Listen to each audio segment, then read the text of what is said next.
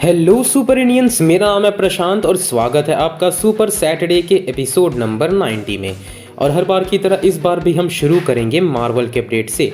तो सबसे पहली अपडेट ही बहुत बड़ी अपडेट है और वो है कि एमसीयू में वांडा मर चुकी है। हाँ जी, Wanda Maximoff the Scarlet Witch is officially dead in MCU. Doctor Strange in the Multiverse of Madness movie के फाइनल सीन में जब वुंडागोर की गुफा वांडा पर गिरी थी, उस सीन में वांडा की डेथ हो गई है और ये कंफर्म किया गया है मार्वल स्टूडियोज के ही ऑफिशियल बुक में, जिसका नाम है the Marvel cinematic universe and official timeline.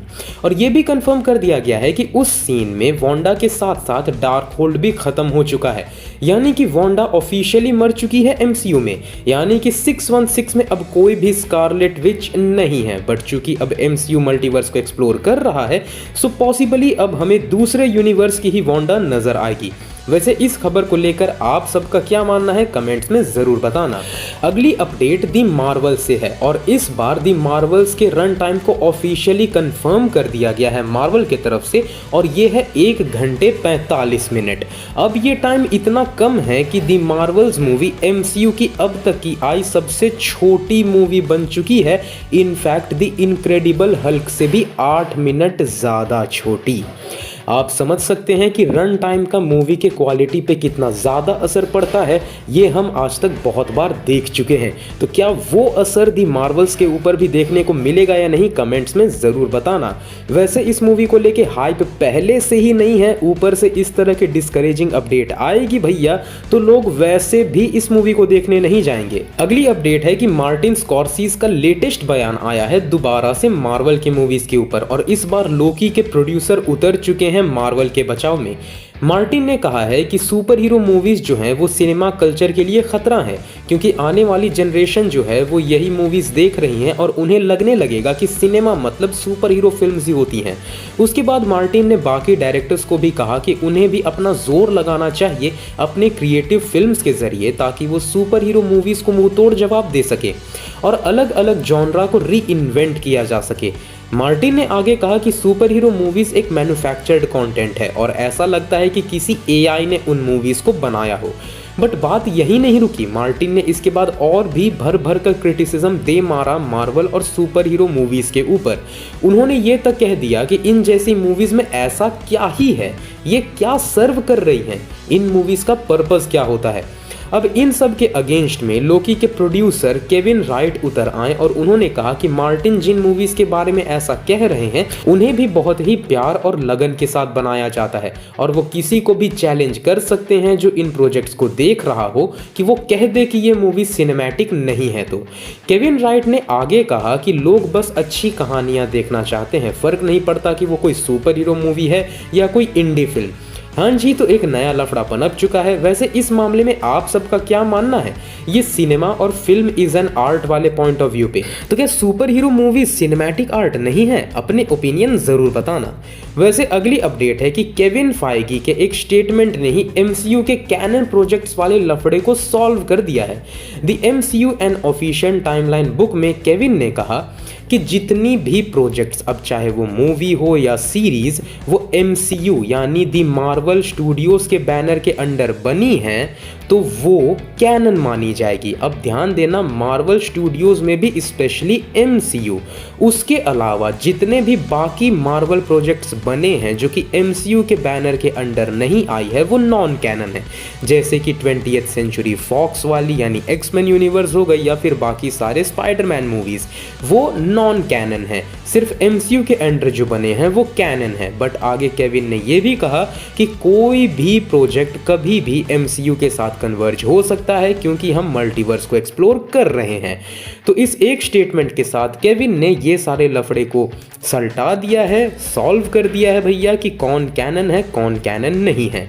But इस स्टेटमेंट के बाद अब एक सवाल और भी आ जाता है, तो इस हिसाब से व्हाट इफ भी कैनन हो जाती है एमसीयू में। तो मार्वल से तो इतने ही अपडेट्स हैं, अब चलते हैं सीधा डीसी के अपडेट्स की तरफ। तो सबसे पहली अपडेट है कि जब एम्पायर मैगजीन ने जेम्स वॉन से पूछा कि क्या वो एक्वामैन 3 बनाना चाहेंगे अगर वो मूवी बनती है, तो इस पर जेम्स वॉन का कहना रहा कि वो ऐसा ज़रूर करेंगे, बट उनकी एक ही शर्त है कि उन्हें उतनी ही फ्रीडम मिलनी चाहिए जितनी उन्हें एक्वामैन और एक्वामैन 2 के वक्त दिया गया है। जेम्स ने आगे कहा कि वो डायरेक्शन जारी रखेंगे नए डीसीयू के साथ, बट एक्वामैन को लेकर उन्हें नहीं लग रहा कि उन्हें अब लाया जाएगा।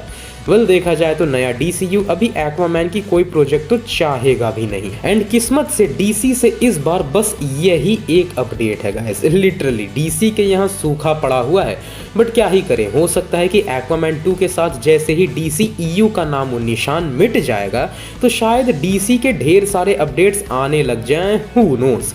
और इस वीक फिर से हॉलीवुड अपडेट्स में ऐसा कुछ खास है नहीं, तो हम चलते हैं सीधा हमारे वीकली देसी सेगमेंट सुपर सिनेवार के तरफ। तो सबसे पहली अपडेट है कि अक्षय कुमार और मोहित सूरी अब आ चुके हैं साथ में अपने अगले प्रोजेक्ट के लिए, जिसके प्रोड्यूसर होंगे रोहित शेट्टी। हाँ जी, ये मूवी अगले साल आ सकती है और ऐसा कहा जा रहा है कि अक्षय कुमार इस मूवी में एक साइकोपैथ कैरेक्टर का रोल निभा सकते हैं। एंड यस, इस मूवी की स्टार्ट टू एंड शेड्यूल सिर्फ 40 दिन का है, as expected from Akshay Kumar. अगली अपडेट सिंघम अगेन से है। तो ये मूवी को लेकर पिछले हफ्ते में ही मैंने अपडेट दिया था कि सिंघम 3 से कई सारे अनाउंसमेंट किए जा रहे हैं। वहीं इस वीक खुद डायरेक्टर रोहित शेट्टी ने इस मूवी से एक सेट इमेज रिलीज किया है, जिसे आप सब अपने स्क्रीन पर देख सकते हो। ये मूवी की शूटिंग यानी कि शुरू हो चुकी है और इसी के साथ साथ ये बहुत सारे मेजर कैरेक्टर ऐड करता जाएगा रोहित शेट्टी के कॉप यूनिवर्स में।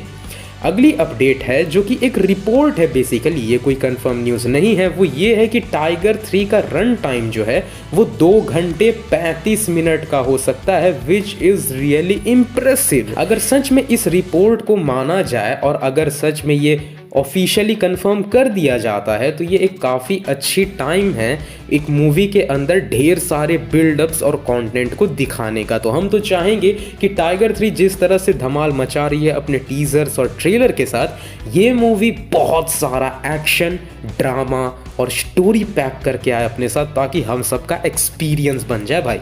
अगली अपडेट है कि इंडिया में नेटफ्लिक्स और यश राज फिल्म्स ने हाथ मिला लिया है और बनाया है एक सीरीज जिसका नाम है द रेलवेमैन, जिसमें होंगे आर माधवन, के मेनन, दिव्येंदु और बाबिल खान।